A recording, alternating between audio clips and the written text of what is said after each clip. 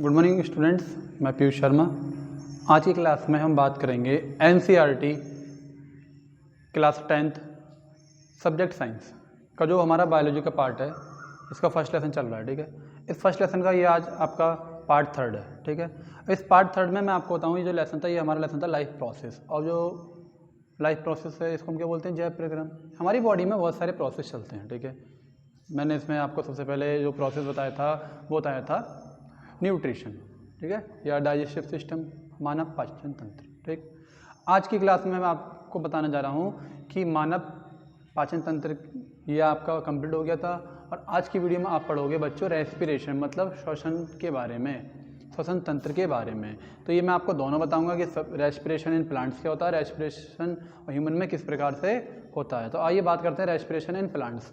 तो जैसा कि मैंने बच्चों ने लिख रखा है रेस्पिरेशन इन प्लांट्स, तो प्लांट्स में रेस्पिरेशन किस टाइप से होता है। तो सबसे पहले हम बेसिक नॉलेज की बात करेंगे कि जो प्लांट्स होते हैं वो क्या होते हैं। प्लांट्स के अंदर फूड सिंथेसिस होता है। प्लांट्स अपना फूड जो खुद प्रिपेयर करते हैं। ठीक है, क्लोरोफिल पाया जाता है। ठीक है, और उसके साथ साथ प्लांट्स जो हैं वो कैसे होते हैं? मल्टी सेलुलर होते हैं। ठीक है, मतलब मल्टी सेलर होते हैं, मतलब एक सेलर नहीं होते, जिनको बोलते हैं यूनिसेलर नहीं होते। तो मैंने भी आपको क्या बोला, सबसे पहले मैंने आपको बोला बच्चों बेसिक नॉलेज इसकी क्या है।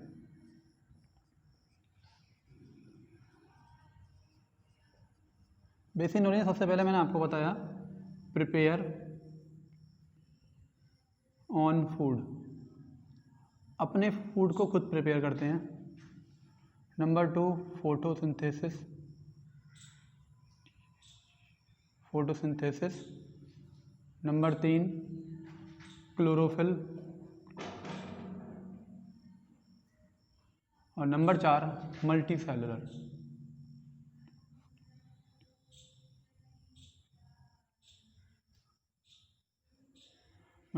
ठीक है, तो मैं चार चीज़ें आपको बताई, ये आपकी बेसिक नॉलेज में आती हैं। अब बात करते हैं कि जो प्लांट्स है, ठीक है, इसमें जब रेस्पिरेशन प्रोसेस होता है, मतलब जब श्वसन क्रिया होती है, तो प्लांट्स में जब बच्चों सेकंड बाद में आपको बता रहा हूँ कि जब रेस्पिरेशन होता है तो ये क्या करते हैं, ये ऑक्सीजन को इनहेल करते हैं, एंड इसका प्रतीक चिन्ह बता देता हूँ मैं, O2 होता है। ठीक है, और कार्बन डाइऑक्साइड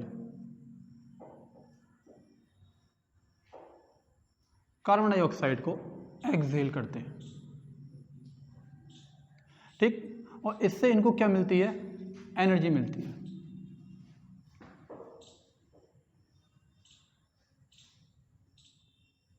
ठीक, अब बात आती है कि जो प्लांट्स है, ठीक, इसमें जो रेस्पिरेशन सिस्टम है वो किस टाइप से होता है, किस स्टेप्स में होता है। तो मैं क्या करूँगा, यहाँ पे एक आपके लिए नॉर्मली एक स्ट्रक्चर बना दे रहा हूँ। ये बच्चों स्टेम, ठीक, ये आपने क्या माना, मे बी रूट्स, और ये ब्रांचेस है। ठीक, और इसमें एक लीव्स है, ये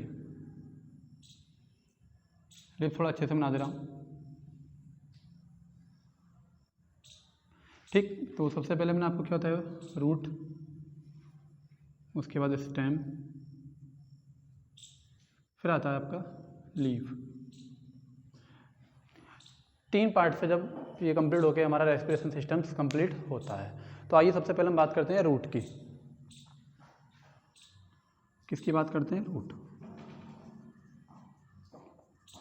तो बच्चों ये जो रूट होता है, ठीक, सबसे पहले क्या करता है, ये प्लांट्स को सॉइल से इंक्रीज करता है। इंक्रीज का मतलब कि उसको जोड़े रखता है, उसको पकड़े रखता है, उसको जकड़े रखता है कि पेड़ जो है वो एक तरीके से स्टैंड बाय पोजीशन में रहे। तो सबसे पहले क्या करता है, ये रूट्स सॉइल से प्लांट को जकड़े रखता है या पकड़ कर रखता है, हम लिख सकते हैं पकड़ कर रखता है एक तरीके से। ठीक,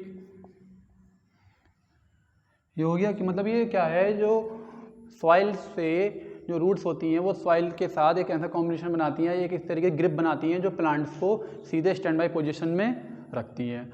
अब क्या होता है, इसके अंदर क्या होता है, ये जो हमारी रूट्स होती हैं इनमें कुछ रूट्स होते हैं पोर्स। रूट्स पोर्स का मतलब क्या कि ये जो हमारे रूट्स हैं इनमें बहुत छोटे छोटे जैसे मैं बोलूँ रोम टाइप के होते हैं, इनको हम बोलते हैं रूट पोर्स।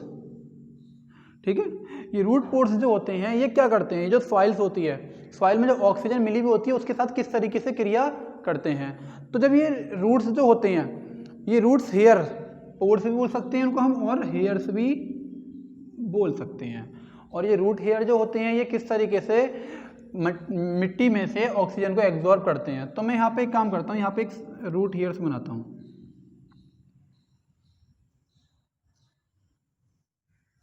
ये रूट हेयर्स है, ठीक है। इसके ये आसपास क्या है, ये सॉइल पार्टिकल है।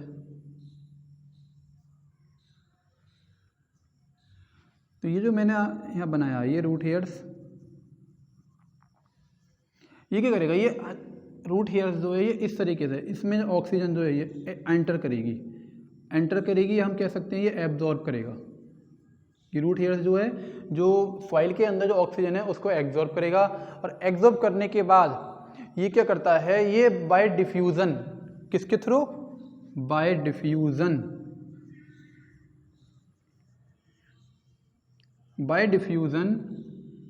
सॉइल से ऑक्सीजन को एब्जॉर्ब करता है। तो ये तो हमारा जो वर्क हुआ वो हुआ रूट का। अब सेकंड पार्ट क्या बताया था मैंने आपका, इसका है सेकंड स्टेप स्टेम। स्टेम क्या होता है आइए देखते हैं, या स्टेम की क्या वर्किंग होती है। स्टेम जो होते हैं बच्चों वो टू टाइप्स के होते हैं, एक होते हैं वुडी स्टेम, एक होते हैं हर्बिसियस ग्रीन स्टेम। क्या नाम बताया मैंने आपको, सबसे पहले बताया था बच्चों, एक होते हैं आपके वुडी स्टेम और सेकंड होते हैं हमारे हर्बिसियस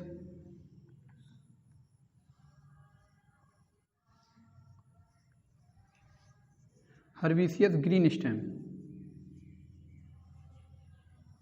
ठीक, अब ये जो दो हैं, मैंने क्या बोला, सबसे पहले बोला था वुडी स्टेम और हर्बिसियस स्टेम। जो वुडी स्टेम होते हैं इनके अंदर बहुत छोटे छोटे लेंटी सेल्स होते हैं। पहली बात तो सेल्स होंगे इसके अंदर, ठीक, सेल्स में भी क्या होते हैं, लेंटी सेल्स होते हैं। ये जो लेंटी सेल्स हैं ये क्या करते हैं, ये जो गैसीय होते हैं, जो गैसेस स्टेज में जितने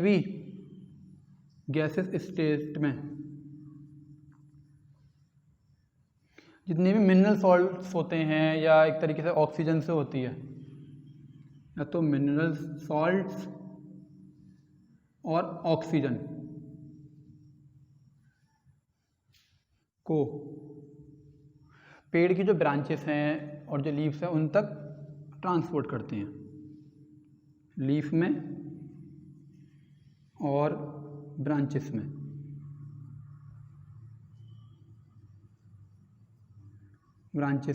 ट्रांसपोर्ट करते हैं। किसका ट्रांसपोर्ट करते हैं, ऑक्सीजन का करते हैं, करेक्ट। तो ये तो हमारा वुडी स्टेम है। लेकिन जो हर्बिसियस ग्रीन स्टेम्स होते हैं वो किस तरीके से वर्क करते हैं। जो हर्बिसियस ग्रीन स्टेम होते हैं बच्चों, उसमें क्या होता है, पहली बात तो ये मैं आपको बोलूँ, जिस तरीके से फॉर एग्जांपल मैं आपको बोल दूँ कि ये जो हमारे क्रीपर्स होती हैं, मतलब बेल्स होती हैं, इस टाइप के, ठीक है, इसमें क्लोरोफिल पाया जाता है। तो ये क्लोरोफिल है बाय स्टोमेटा के through as a photosynthesis process में, किसमें बच्चों, फोटोसिंथेसिस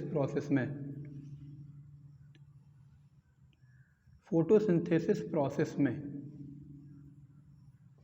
ऑक्सीजन को एब्जॉर्ब करते हैं और प्लांट में ट्रांसफर करते हैं।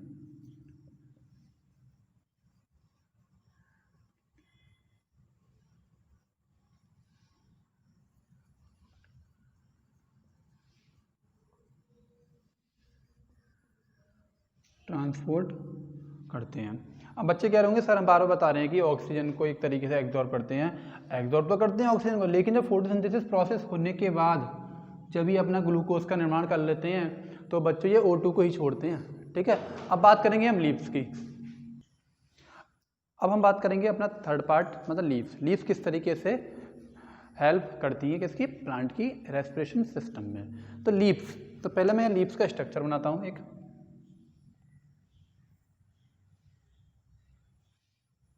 तो ये जो लीव्स है, ठीक, इसमें क्या होता है, बहुत ही माइक्रो, मतलब कि बहुत ही छोटे छोटे क्या होते हैं, स्टोमेटा होते हैं, ठीक है।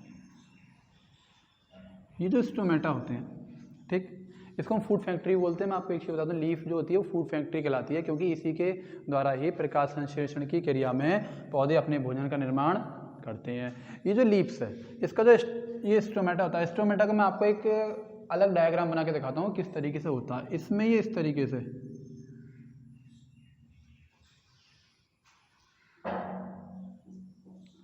इस तरीके से इधर, और ये आपका इधर, ठीक है, इस तरीके से। तो ये जो पार्टिकल मैंने आपके बनाए हैं, तो बीच में ये इस तरीके से, ठीक, और इसके चारों तरफ ये इधर एक मेम्ब्रेन होती है, मतलब एक तरीके से एक कवर होता है, एक झिल्ली में कवर होते हैं, जिसको हम बोलते हैं सब्सिडरी सेल। ये मैं बना देता हूँ।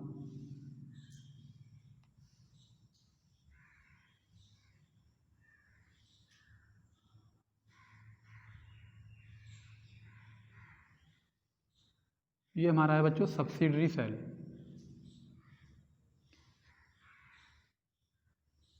सेल्स हो गया, ठीक, ये तो हमारा सब्सिडरी सेल्स हो गया।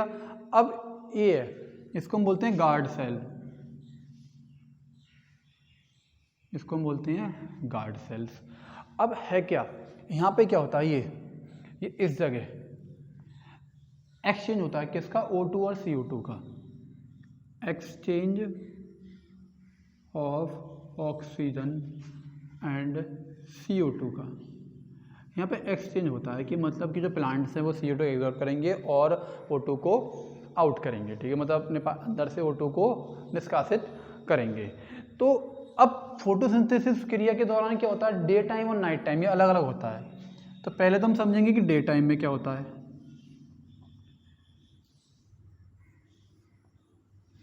डे टाइम में बच्चों सनलाइट के थ्रू क्या होता है, डे टाइम में सनलाइट के थ्रू जब रेस्पिरेशन होता है, जब फोटोसिंथेसिस होता है, photosynthesis during sunlight, during sunlight, तो ये जो हमारे जो ऑक्सीजन और CO2 है, मतलब कार्बन डाइऑक्साइड है, ये रेस्पिरेशन के थ्रू यूटिलाइज हो जाते हैं। क्या हो जाते हैं, ऑक्सीजन एंड कार्बन डाइऑक्साइड।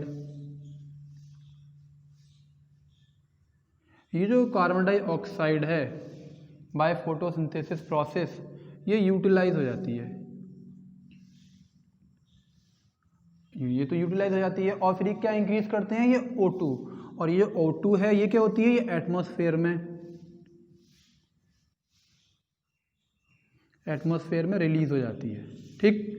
तो ये तो हो गया हमारा डे टाइम का। लेकिन जब नाइट टाइम होता है,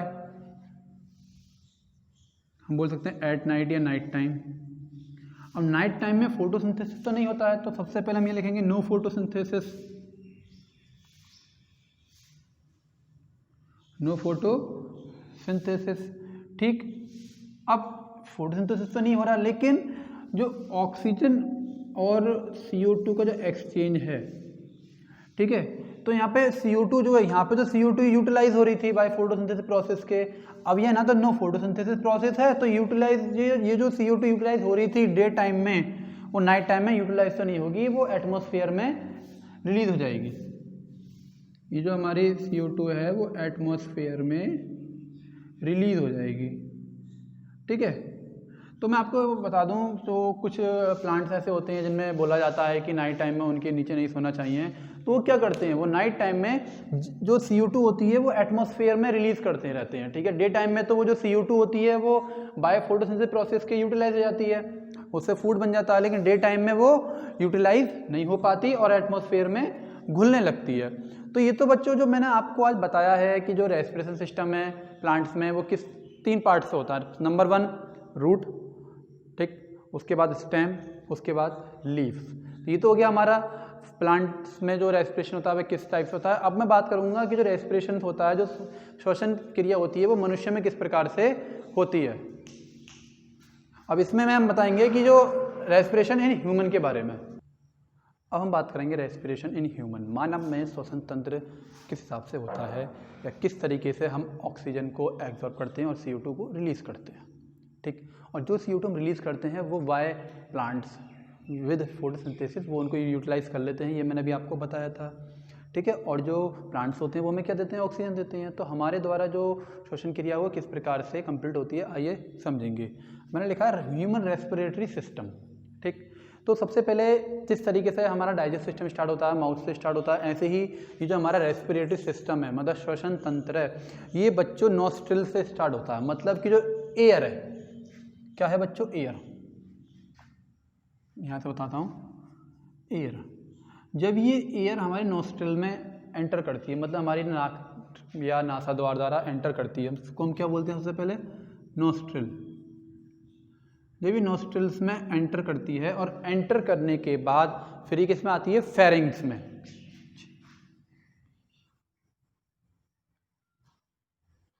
फेरिंग्स में आती है और फेरिंग्स में आने के बाद किस में आती है, लैरिंग्स में आती है। लैरिंग्स के बाद आती है ट्रैकिया,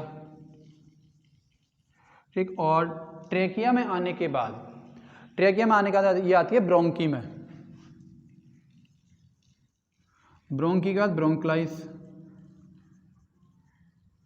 ब्रोंक्यूल्स, ब्रोंक्यूल्स के बाद ये जो हमारी एयर है ये आती है एब्यूलिरा में।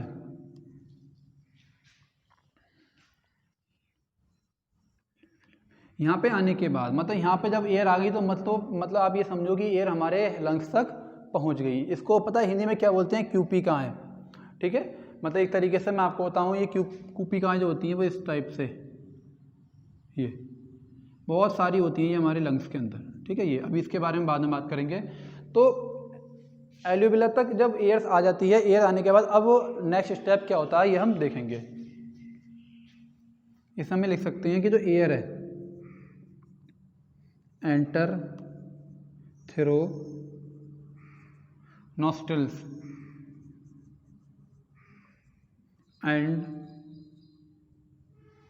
बाय द, अब इतना जो पार्ट है हमारा, ये इतना पार्ट, ये यहाँ तक का पार्ट तो हम बोल सकते हैं मतलब कि विंड पाइप तक का पार्ट है ये, और इससे नीचे का जो पार्ट है ये हमारा लंग्स का पार्ट है, करेक्ट। ये विंड पाइप और ये लंग्स। तो air enter through nostrils and by the pressure, ठीक। और एक चीज़ मैं आपको बताऊँ, जब हमारी बॉडी में एयर एंटर करती है, जो हमारी जो चेस्ट है वो एक तरीके से चेस्ट और जहाँ वो एक तरीके से फूलने लगते हैं, मतलब इस तरीके से, ठीक है। तो अब बात करते हैं कि ये जो फिल्ट्रेशन भी होना है एयर का, तो एयर का जो फिल्ट्रेशन है, फिल्ट्रेशन ऑफ एयर, ठीक है। तो एयर का फिल्ट्रेशन जो होता है, मैं आपको बताऊँ, हमारी नोज होती है उसमें दो चीज़ होती है, एक तो बहुत माइन्यूट हेयर्स होते हैं और एक म्यूकस। क्या होता है, सबसे पहले तो हेयर्स ऑफ नोज, और सेकंड जो होता है वो होता है म्यूकस, ठीक। ये क्या करते हैं, ये एयर को फिल्टर करने का कार्य करते हैं, मतलब एयर को फिल्टर करते हैं, ठीक है। अब मैंने क्या बताया था, ये विंड पाइप तक का हिस्सा मैंने आपको बताया था। अब जो एयर है वो विंड पाइप से होकर कहाँ जाएगी, इसमें एलोबिया में, ठीक है। तो हम लिखेंगे कि air reach by the wind pipe, लिख दो, ठीक। विंड पाइप से कहाँ जाएगी ये, एबोलिया में, ठीक है। अब यहाँ पे एयर आ गई, करेक्ट। अब एयर यहाँ पे आने के बाद किस में जाएगी, ब्रोंकिया में, और ब्रोंक्यूल से होती भी कहाँ आ गई, एलोबिला में आ गई, ठीक। अब इसके बाद हम आपको बताएंगे कि जो हमारा जो, अब इसके बाद किस तरीके से एयर हमारे अंदर आई और आने के बाद किस तरीके से ऑक्सीजन और CO2 का एक्सचेंज होता है। तो इसके लिए हम यहाँ पे लिख सकते हैं कि एक्सचेंज ऑफ गैसेस, मतलब एयर यहाँ पे आने के बाद लंग्स में आ गई, लंग्स में आने के बाद किस तरीके से इसका एक्सचेंज होगा, कहाँ किस तरीके से O2 ने आएगी या किस तरीके से CO2 बाहर जाती है। तो मैं आपको बताऊँ, अभी जो मैंने आपको नाम बताया था कूपी कहाँ है, जो इनको हम इंग्लिश में बोलते हैं एल्ब्यूलिया, ठीक है, ये किस तरीके से होती हैं, ये इसकी एक शेप बना के दिखा दे रहा हूँ मैं, ये ठीक सही है। अब इसमें यहाँ से बच्चों ऑक्सीजन एंटर कर रही है, ठीक, ऑक्सीजन एंटर किया, ठीक है, इसके पास यहाँ इस तरीके से, ये इस तरीके से ब्लड बी सेल्स होती हैं। क्या होती हैं? Blood B cells. ये जो ब्लड बी सेल्स होती हैं, ठीक है, अब इसके अंदर ब्लड बी सेल्स में इधर से ऑक्सीजन आई और इधर से क्या आ रहा है ब्लड बी सेल्स में? CO2 आ रही है, ठीक है। तो ये जब CO2 है ये तो आएगी इधर, ठीक है, क्योंकि बाहर निकलना है इसको, और ऑक्सीजन जो भी किस में आएगी? ब्लड बी सेल्स में। और ब्लड बी सेल्स में क्या है हमारे? ब्लड। क्या है बच्चों इसमें? ब्लड। ब्लड के अंदर क्या होता है? RBC। तो ये जो RBC हैं, छोटी छोटी गोल गोल जो मैंने बनाई हैं, अब क्या करेंगी ये RBC अपने साथ ब्लड को लेके जाएंगी, और RBC में एक चीज और होती है, क्या? हीमोग्लोबिन। हीमोग्लोबिन। तो ये हीमोग्लोबिन जो ये क्या करेगा, ये अपने साथ O2 को मिक्सअप करके कहाँ तक ले जाएगा? ये इनको रीच, मतलब ये इनको कहाँ पहुँचाएगा? सेल्स में, हमारी बॉडी के सेल्स में, ठीक है। और इसी के द्वारा ही हमारा भोजन का पचना होता है, या भोजन का क्या बोले हैं, भर्जन होता है। तो ये जो था आपका, इस तरीके से ये हमारा ह्यूमन रेस्पिरेटरी सिस्टम जो है ये हमारा आज कंप्लीट हुआ है। तो थैंक यू सो मच। आगे बात करेंगे नेक्स्ट क्लास में।